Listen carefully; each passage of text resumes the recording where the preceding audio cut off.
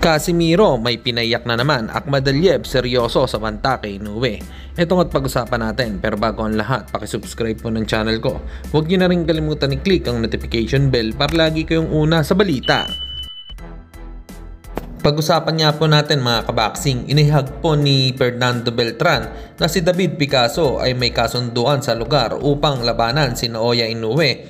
Ngayong December, ang CEO ng WBC na si Mauricio Suleiman ay nag-highlights ng Disyembre 27 bilang posibleng petsa ng laban. Una, si Inoue ay dapat na matalo si Murodjon Akhmadaliev sa September 14 sa Japan para ito ay matuloy.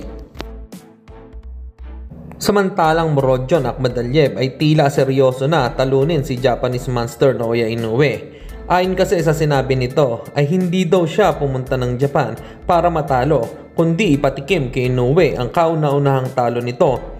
Naniniwala naman siya na ito na ang pinakamalaking laban sa buong karera niya sa pagbaboxing. Kaya naman sisiguraduhin niya na uuwi siya dala lahat ng mga belts.